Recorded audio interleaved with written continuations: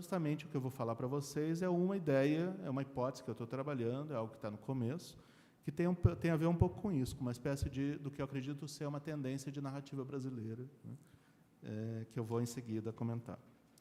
Então, antes de entrar aí no caso do meu objeto, né, eu vou falar um pouco do que é confinamento, de modo geral. Confinamento, né, de modo genérico, em ciências humanas, diz respeito à situação de uma situação física, a situação de um corpo, né, que não pode sair de onde está. Quer dizer, antes de mais nada, é uma condição física, é uma condição do corpo. Então, isso diz respeito a quem está preso, né, a quem está num internato, quem está num manicômio. Né. Confinamento significa controle institucional que exige o controle corporal. É disso que se trata. E aí, a partir dessa definição, que é uma definição forte, né, a gente tem a possibilidade de trabalhar com cadeias metafóricas de confinamento, em que você tem situações em que o ser humano, né, ele, na verdade, tem o direito de ir e vir, ele sai de um lugar para o outro, de uma cidade para outra, de um país para outro, mas, em última instância, o tratamento que ele recebe do contexto é um tratamento de que ele não tem saídas, de que a liberdade dele é restrita em condições muito rigorosas, né? Nesse sentido, então, por exemplo, eles já estavam conversando um pouco, né, com o Inácio, isso que nós estamos vivendo agora, né, essa é uma opinião super pessoal, por favor, isso aqui eu não tirei de teórico nenhum, né? Isso que nós estamos vivendo agora, que é a ideia de ter 4 anos sem água em São Paulo, né, isto pode ser lido dentro da concepção do confinamento. Quer dizer, a ideia de que as pessoas vão morar num lugar durante 4 anos, em estado, aqui eu vou usar de modo brando a expressão, mas ela cabe, estado de exceção, né, estado de calamidade. As pessoas, então, elas têm que aceitar isso aí numa espécie de, digamos assim, contrato de cidadania dos moradores, né? No entanto, é evidente que haverá danos à saúde pública, haverá danos ao esgoto. Eu não consigo imaginar bem como é que pessoas com crianças pequenas vão se virar, né, sobretudo assim, classe média e baixa. Então, o que está acontecendo, de fato, é uma espécie de tendência ao confinamento urbano, né, em que quem não sai da cidade está condenado a uma espécie de degradação, né, de qualidade de vida baixa, apenas porque está na cidade. A teoria do confinamento ela ajuda a entender isto, e ela ajuda a entender o quanto isso, do ponto de vista do Estado, né, é uma atitude inteiramente destrutiva, que supõe ausência de ética e ausência de senso de respeito ao espaço público, né? Então, repetindo, né, a gente pode falar em confinamento em sentido estrito, que seria a prisão, internato, o manicômio, e confinamento em sentido lato, que são situações do Estado público em que a repressão do Estado ela danifica a vida coletiva, né? Nesse sentido, por exemplo, a gente vive hoje uma cultura que discute o confinamento, né? Filmes como Carandiru e O Prisioneiro da Grade de Ferro, né, que são filmes já conhecidos, né, sobretudo Carandiru, que foi um filme de repercussão de mercado, né, são filmes que são construídos a partir dessa perspectiva. O que é ver o mundo a partir da prisão, né? Que mundo se vê? E, nesse sentido, então, interessa voltar a Kafka para poder pensar isso, porque, possivelmente, Kafka foi o escritor que deu o paradigma da escrita de confinamento. Que a escrita de confinamento é uma escrita da indeterminação. É uma escrita em que você tem que, digamos assim, entender o mundo, entender o todo, a sociedade, a partir da sua exclusão dele, né? A partir de uma exclusão dessa sociedade. Então, você está ali preso, né? Você está ali internado, e é dali que você vai criar uma ideia do que é o lá fora, né? Ou seja, evidentemente que é diferente você estar dentro de uma situação de confinamento e dizer o que é o mundo, e você não estar e dizer, né? Não tem como coincidir, né? Nesse sentido, por exemplo, há um escritor uruguaio que eu gostaria de recomendar, de passagem aqui, que é Carlos Liscano, né?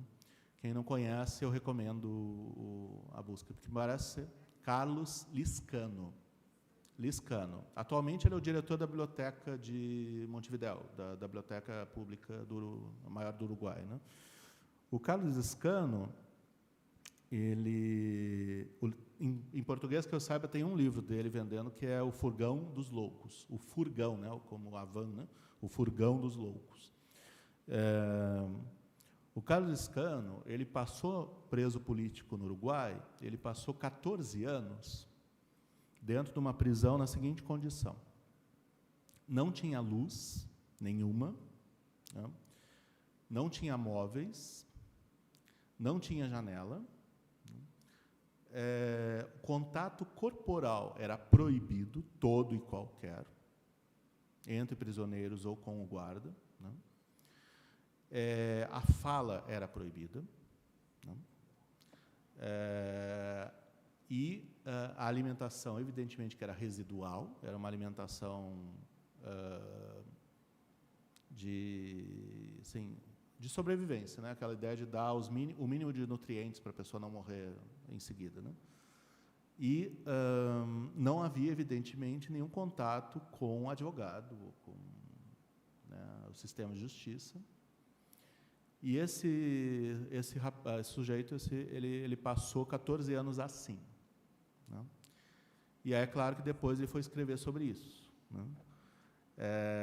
Esse talvez seja um caso radical na América Latina de escrita do confinamento. Por quê? O principal assunto do relato dele é o seguinte: como é que ele não enlouqueceu. Que é o único assunto, de fato, não há nenhum outro, né? Então, ele fala, por exemplo, de como ele imaginava cores na parede como uma forma mais ou menos razoável de medir o tempo, né? Não havia cor nenhuma, ele que imaginava, né? E aí ele lembrava da cor que ele imaginou e tudo.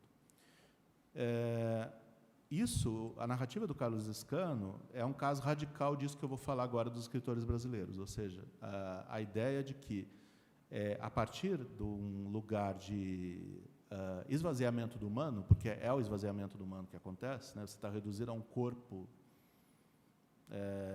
que é pulsante quase por acidente, né? De que todo o resto das nossas referências são removidas, né? De que isso gere narrativa, né? É espantoso que isso gere narrativa. É bom, né? Mas é espantoso. Quer dizer, o que dizer disto, né? Dessa espécie de não linguagem durante 14 anos, né? de não discurso. Disso que trata o problema.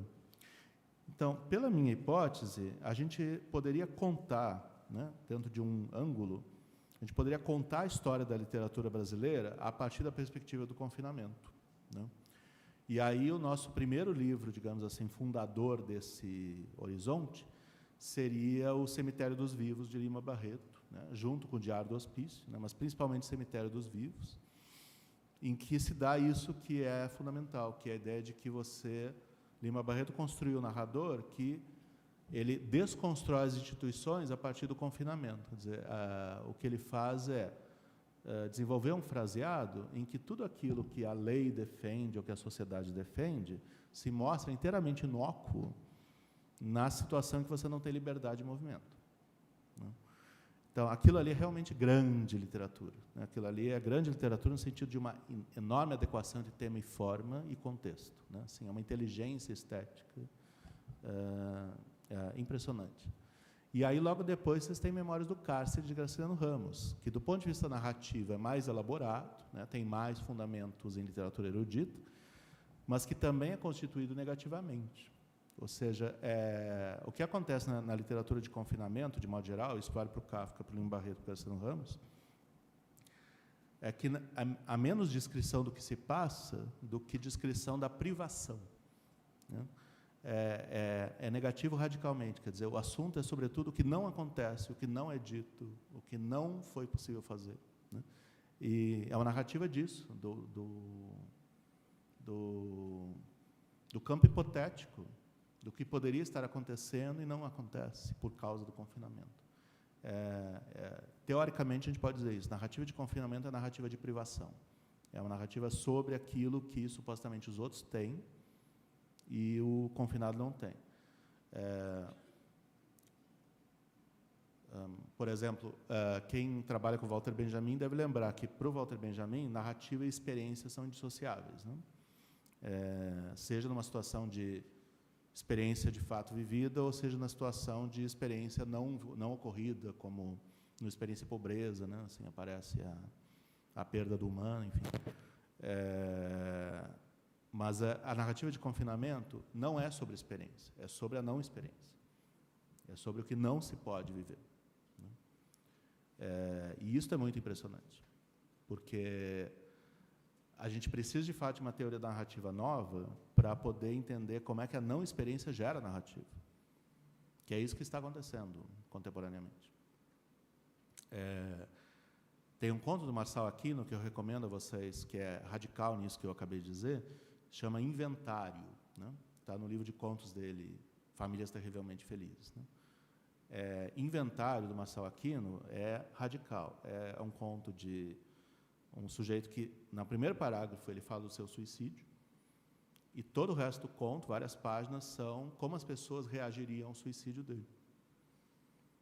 Então, é um caso radical disso, é uma não narrativa, uma não experiência. Então, toda a vida dele é interpretada a partir do que não é vivido por ele, que é as reações dos outros à morte dele, né? Isso é aproveitar a herança de Memórias Póstumas de Brás Cubas e radicalizar. O que acontece se o morto pode falar? O morto pode falar de tudo pelo avesso, né? Que esse conto propõe. Bom, a gente teve O Prisioneiro, do Érico Veríssimo, também, né? E a gente tem hoje um conjunto de textos, como Memória Sobrevivente, Luiz Alberto Mendes e André do Rep, né? Os textos referentes ao Carandiru, que são narrativas de confinamento, com elementos literários, né?